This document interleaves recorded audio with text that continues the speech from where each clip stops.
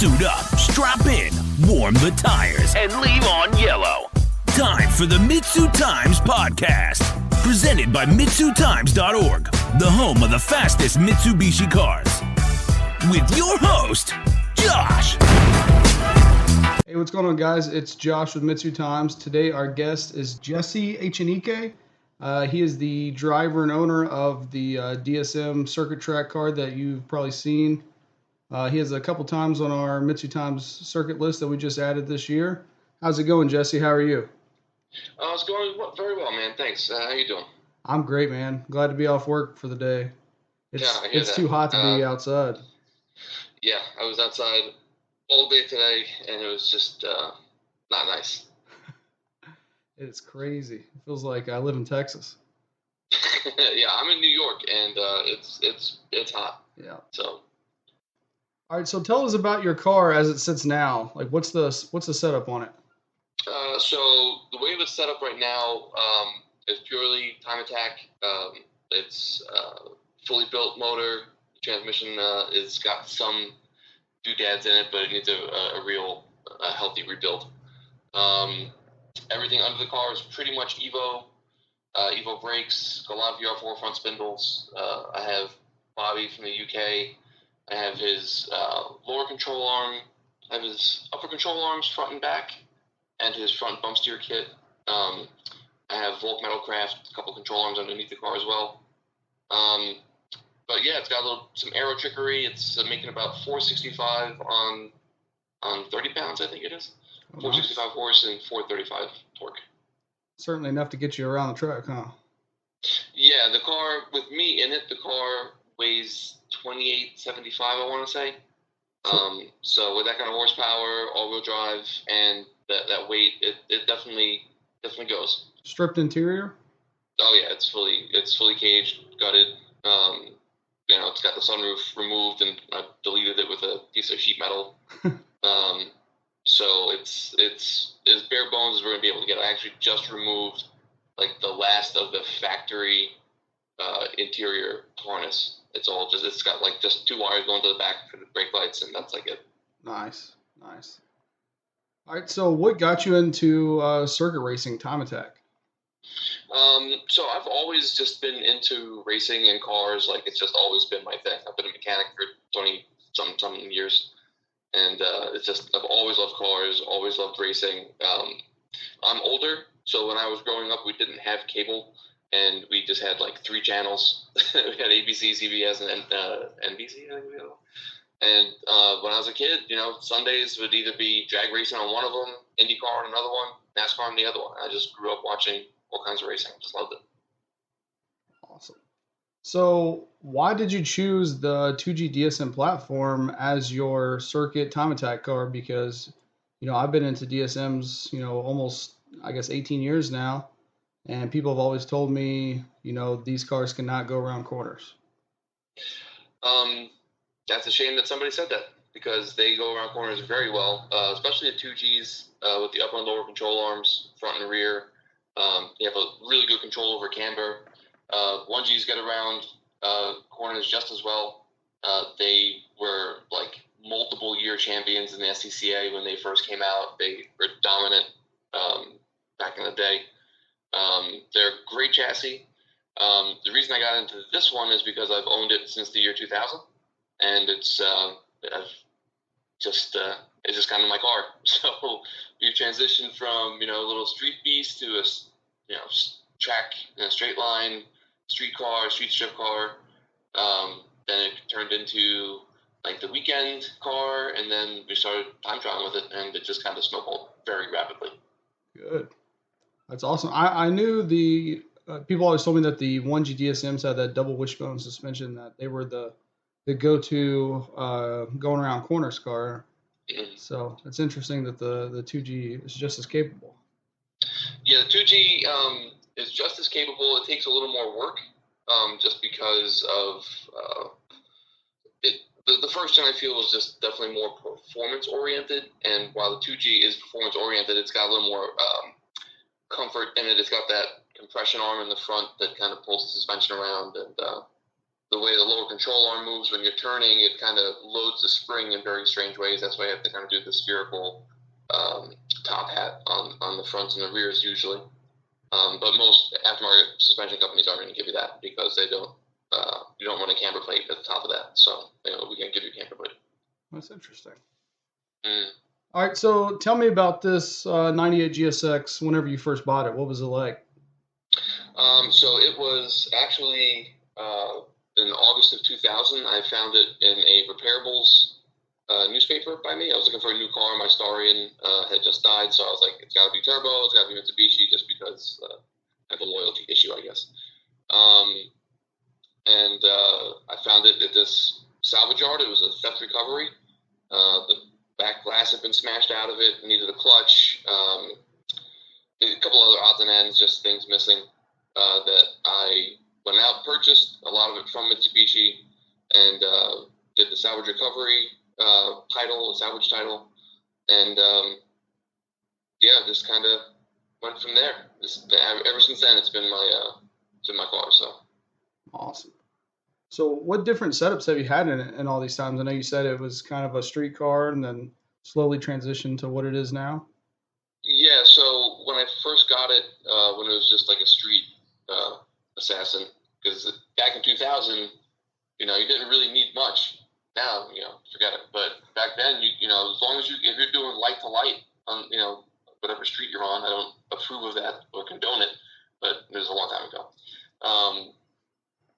If you can whole shot the car, you're going to get everything on the street, especially with these cars.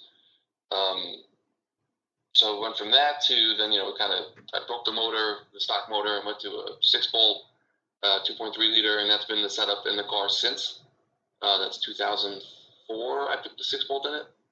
2.3 liter since then. So different blocks, mind you, different setups, but it's always been 2.3 liter. Oh. Yeah, I remember. It feels like when I got my first all-wheel drive, I had a Talon TSI all-wheel drive, and it seemed like I could beat everything out on the street. And then when I went to the shootout in 2007, I thought, oh God, my car's slow. That's something I'm very ashamed to say is that I've never been to shootout. I've never been able to make it out there for one reason or another. And being in the DSM scene for 22 years now, it's just kind of like I feel ashamed that I haven't made it out there. I bet you got the skills to dominate the autocross track. Autocross and road racing are very different things. Oh, okay. So I could go there and maybe do okay, but autocross, the people that autocross a lot, they have a very good talent and very good skill. They tend to go out to the road courses and struggle, or there's a little bit of a learning curve. No, actually, going from autocross to road racing is probably one of the best ways to do it. Okay. An even better way to do it is an autocross car. Do autocross, then transition to circuit racing with something that has low power and low grip, and get started out like that. You don't want to, got a lot of these guys that just get a Corvette and they go out there and they think they're doing something, but they're not. So yeah, autocross transitions really well. There's actually a saying what do they say? What is it? Autocrossers make good road racers. Road racers don't make good autocrossers. Oh, okay. Well, learned something new today.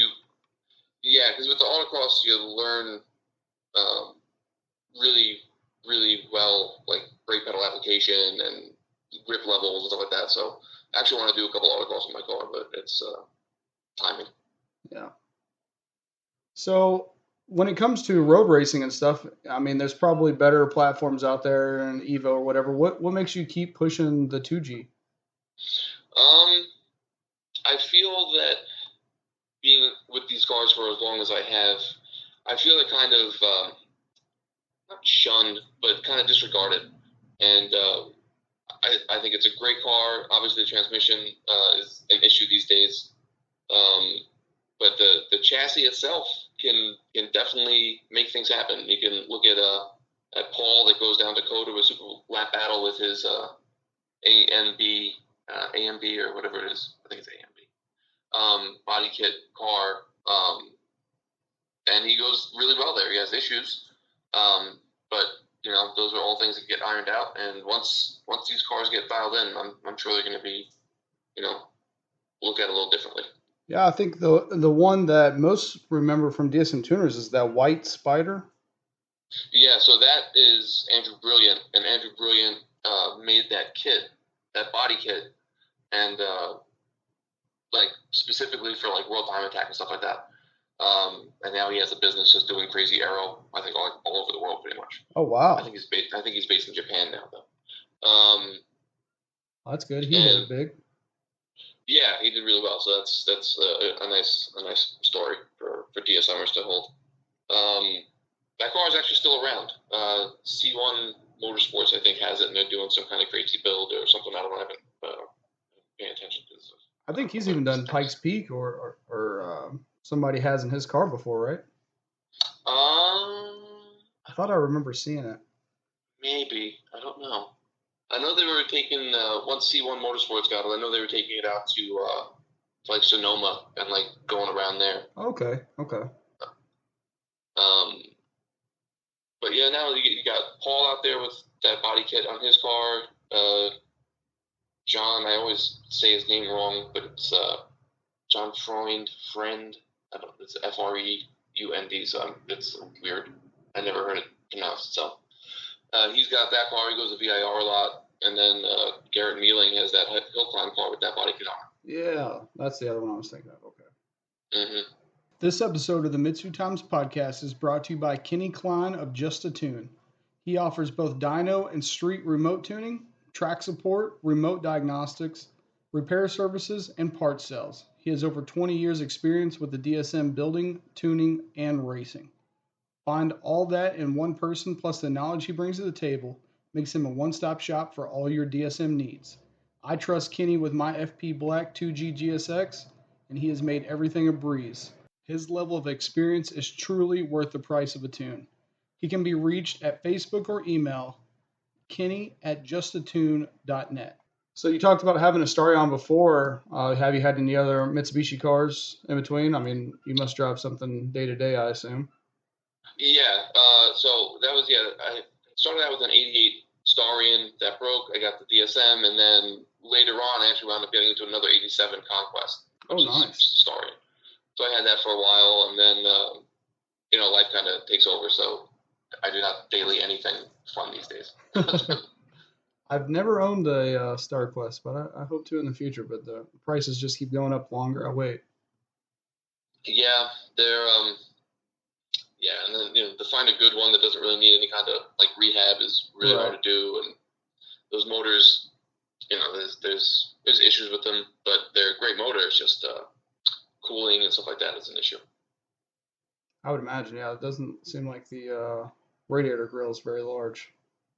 It's got cooling efficiency issues, and then it's got like this little extra valve in the cylinder head, jet valve, that if the car does overheat, which it was prone to doing because you'd lose like fan. Like the one that I had, it lost the fan stopped working. I didn't know. The car overheated, and everything expands, and then when everything starts cooling, the aluminum cools faster than the steel seat of the jet valve, and that jet valve, it's really close to, I think, the intake valve, so it cracks that little section right between the intake valve seat and the jet valve seat, so it's an issue with those things. Man, that's interesting. I wonder how all those drag guys that use that G54B engine, I wonder if there's a fix for that. Yeah, so people either weld the valve shut and then grind it closed, or there was a place, I don't know if they're still around, called like Top End Performance, and they actually had castings of cylinder heads that didn't have the jet valves in them. Oh wow! Okay, cool. Yeah. That's a big fix. Yeah, I love those cars. I want to get another one so bad. But like you said, they're kind of, the pricing is kind of ridiculous for what it is. Yeah. So if there's somebody out there, they have a DSM, they're kind of like me. They've always been told that they can't go around corners, or maybe even not a DSM. Let's say somebody has a 3G or 4G or what have you. What advice would you give them to getting into taking their car to a circuit track? I mean, like I said before, if you want to start autocrossing, that's a really good way to just understand car dynamics, vehicle dynamics, and handling and grip and braking, all that. And then once you do eventually want to go to like a circle track, like a racetrack, you can find a group that goes there. There's a lot of different sanctioning bodies that'll have track days available, stuff like that, all over the place. Just go there and I wouldn't put a race car tire on the car at first. I wouldn't max horsepower it. Just get something that you can slide the car around and you can learn what it wants to do. And then you start modifying as you progress. As you start seeing your lap times plateau, as you're getting faster and faster, once you see, okay, I'm not going any faster than this, what can I do now to get a little bit more out of it? And you just start modding it like that and build the car with your seat time. Seat time is everything. Seat time is the utmost important thing, which is difficult with these cars because when you do have downtime at the racetrack, it's usually not something that's going to keep you. They're going to get fixed readily. Right. Not something you're going to be able to fix there. Correct, unless you have spares.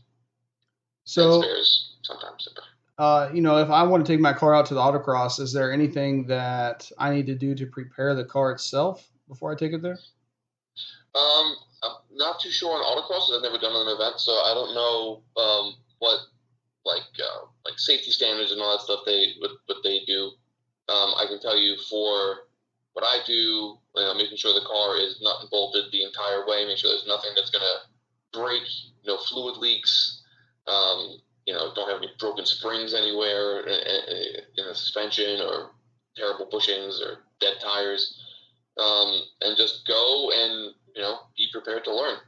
Don't, if people are telling you criticisms or critiquing you, listen to it. Yeah. Because if they've got seat time, they probably know more than you. Yeah. And if you want to enjoy it, the fun of it is just going faster and faster and learning and pushing yourself. It's a great thing. I love it. Feeling the car that you drive, taking to the limit. I mean, that's a rush within itself right there. Yeah, and you're constantly pushing to find that limit. I know where I need the areas I need to work on, so I can push harder. And that's every time you're out in the car is you're trying to. Me personally, I'm trying to remember what I need to do. I need to put a list inside the car to remember what I want to work on each time I'm going out. But I tend to figure it out. So I want to real quick before we move on anymore. I want to talk about your New Jersey Motorsports Park time. You took Sure. You took number 1 in your class. Can you tell us about the race? And I mean, obviously it went very well. Kind of how it went down. Yeah, sure. So at New Jersey Motorsports Park, there's 2 racetracks. There's Thunderbolt and Lightning. Global Time Attack actually goes to Lightning every year. But Thunderbolt, we were at that racetrack this particular day, and we had a couple issues in the morning. I can't remember what it was. The splitter rods failed. That's what it was. I was going down the front straight for the first hit, and the splitter rods failed. So I had to come all the way back around the racetrack, and with the splitter dragging on the ground, so that killed that. But I got back out there, and I think it was the last session or next last session of the day, and I was like, all right, we gotta go. So we just kept building speed, and finally did the 129.433, I think, something like that. Yeah. And I had been wanting to get into the 29s for a very long time, and reaching that benchmark was something that was pretty awesome. We got first place in class, and we also got fastest time of day, which means we were the fastest car at the racetrack that day. Oh wow, that's amazing. Yeah, it was a really cool feeling. And then the next day at Lightning, we actually won in class as well, but we didn't set fastest time of day because we had a head stud failure, and then after the first session, so it was just that killed us pretty much right there. Man, so that's we were awesome. done for the day. Definitely making progress. Yeah.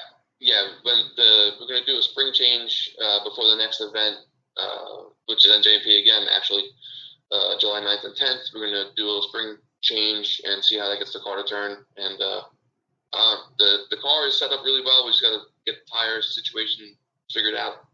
And once we get a good tire on the car and a tire that will work the way we want it to work, I'm expecting some fast times.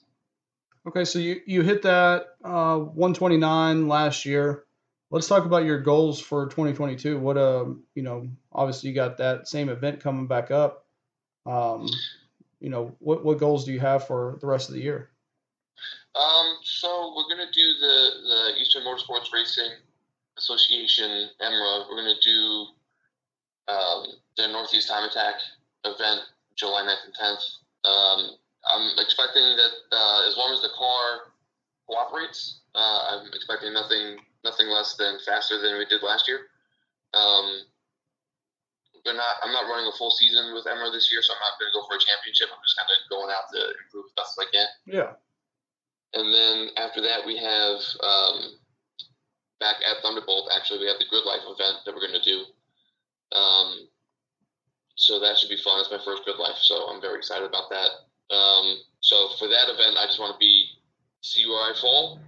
I'm not sure. Those guys are super fast, so just to go out there and learn from these guys is going to be fun enough. Yeah. So I'm not going to be too concerned about being as competitive as possible, but I think we should do okay, hopefully. And then that's going to be it for me for this season, probably. I might do Watkins Glen with NASA in October, but we just got too much going on at the house and, other things regarding that, just kind of with the racing. It's not cheap. Oh, yeah, definitely. So we're going to be limited to what we can do for the rest of the year. So we're just going to focus on those two NJMP events more than anything, and then, see how it goes. Just hope for the best. That's all you can do. But, I mean, it sounds like you got a good plan. Yeah, and then if that's the way it goes, then we don't wind up going to the Glen in October, then I'll probably take the car apart after Good Life and start worrying about trying to get the transmission to not break at Lime Rock every time I go, and just make sure the engine's happy and a couple other things like suspension wise, and just going over the car pretty much. It was that Andrew Brilliant, wasn't it, that had the special sequential developed just for Time Attack? If there was a sequential developed for this car, it's going to probably be for an Evo 3, because I know Evo 3's had sequential. I've never heard of anybody putting one in one of these cars. I can only imagine how much money that would cost. I think he was selling one that he had developed, but he wanted about $14,000 or $15,000 for it, if I remember correctly. Yeah, that sounds about right, because I've seen Evo 3 sequentials go for about that, and no way I'm swinging. I need a PPG, and I can't even swing a PPG. So we just gotta do. Booston has that nice bearing plate. We're gonna put that in the car. I have a Magnus billet shift fork in the transmission. So I'm just trying to do everything I can to keep this transmission happy. It's very hard to find parts these days. That's what's really going to sideline these cars in the future. Is just transmissions. There's just not enough of them, and they break way too easy, and you can't get any parts. People who do have the parts are holding on to them.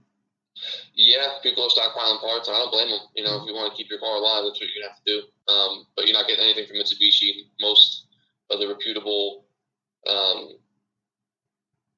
transmission places don't even really service them anymore. You can get small parts, but you can't really do anything with it anymore. Yeah, and at the tech lectures at the shootout, that was brought in multiple times that the transmissions are coming to an end, the cases, all the parts, everything. Yeah, it's going to be for those that can do it, it's going to be a PPG, and that's going to be what you got left. So, and then eventually guys like me that are just trying to do what we can are going to get timed out. So, but that's it's just the way it goes, and it's a shame because these cars are really great cars. I really have a fondness for them clearly. So do you have any long-term goals for the car? Would you like to run that series full-time like you were saying? Yeah, I could go back to EMRA full-time, which would be fun. I love running with those guys. That's where I got my start. So I want to do more NASA events. NASA's kind of more, I don't know, I guess upper rung? I don't know if it's upper rung, if you would say that. It's just a bigger organization. I guess, a bigger pond than the one I'm in Emerald, which is fine. I love Emerald, and I have a great time, and I have my racing family there. It's always a good time, but you gotta, if you want to progress, you gotta progress. Right. All right. So we already talked about the events that you plan to attend in 2022. Do you ever kind of like take it to a car show or anything like that? Just people can see it up close. No, the only time this thing sees the street is when it's getting loaded up on the trailer. I don't really have any place nearby that I could just like drive it to without worrying about getting arrested or anything like that. Right. It's definitely not something streetable. Definitely streetable. There's plenty of guys out there that are driving pure race cars on the street, like lunatics, and I love those guys. I was just thinking, like, man, if you brought it to the shootout and just parked it, on the Friday where everybody just kind of, it's like a big car show, you'd probably draw a huge crowd, just people coming over there and taking a look at it just because it's different. That would be awesome. Attention for these cars in road racing is what really drives me, and I know a few other guys that do it. It drives me to do what I'm doing as well as I can, at least. And that would be cool if it got attention like that, where people were really scoping it out, and then got them out to the racetrack. That's the end goal, is to get other people with these cars, definitely, out to the racetrack and enjoying them and seeing what they can do. That's what there's a ton of, I hate to call them kids because it makes me feel old, but a ton of younger guys getting into the scene nowadays, and specifically with the 420A platform. And I know they're not quick by any means, but I mean, it would be nice to see some of those kids come out and kind of take it to a circle track, since they're not going to tear up the drag strip. Yeah, I mean that 420A or not, whatever it is, just bring it out to the racetrack, because the chassis is the same. Right. So whether it's a neon motor or the 4G or whatever, it's the chassis is the same, so it's going to react the same to the changes that you make. And like I said before, starting out low power, low grip is the best way to learn. So you're not making mistakes at 100 miles an hour. You're making them at like 50 or 60. So that's I'm always about starting out like that. And then not for nothing, the RS chassis is what people put the Evo motor into these days. Right. Yeah. So and with an Evo motor, you are more options for sequential transmissions. So it depends on how deep your pockets are, but there's always that avenue. People have asked me why I don't do it. I'm just like, I wish I could do that, but not going to happen. Right. It's a lot of money for a dedicated toy. Yeah, and that's just a lot of work, and I'm happy with my car. My car is my car. Like I said, 22 years of ownership. This is the one I'm working with. Beautiful. All right, Jesse, I always give people a chance to give a shout out for anyone who got them to where they are, and helping them keep going. Well, first thing I want to shout out is my Tempest Venatoris Time Hunters race team. That's the guys that we all race together up here. And everybody that has been on the tuners, DSM tuners website since I've joined in 2002. So that's just a well of information, and I'm always a fan of DSM tuners, and I go on there, still update my build. And then just everybody that's out there doing it and trying their best, and especially with these cars like Paul and everybody else, just keep doing it, because you guys motivate me. Everybody that's out there trying anything they can to get onto the racetrack and with the DSM and do anything they can, you guys motivate me, because I see you guys trying to go out there and do it, and it keeps me fired up. So keep on doing it. I really appreciate you guys. I don't know if people know about my Instagram, and I had a decent Instagram going, and they got hacked, and I'm trying to rebuild a new page. So that's trying to make all my old connections back up. Kind of sucks. Yeah, it happened to Boost in Performance. So seems to be hitting everybody. Yeah, so I got it. My Instagram got hacked because I went to the boosting thing, and I got hacked through the boosting thing. Oh, okay, gotcha. Yeah, the big stupid thing on my part, but it is what it is, and it's not everything. There's certainly worse things that can happen in the world. So, Well, if you're listening to this, get on Instagram. It's Jesse GSX22. That's JESSE GSX22. Give him a follow. Thanks, man. I really appreciate it. Absolutely. Hey, Jesse, I appreciate you coming on, man. It's been an absolute. Thank you for having me. It's been great. Absolutely, it's been an absolute pleasure talking to you, and I can't wait to see some more time updates from you. I appreciate it, man. Thank you so much. Absolutely. Have a good one. You too. Thank you for listening to the MitsuTimes podcast. Check out our Instagram and Facebook for daily updates. Get added to our list by going to MitsuTimes.org and clicking Submit a Slip. Thank you to all of our sponsors.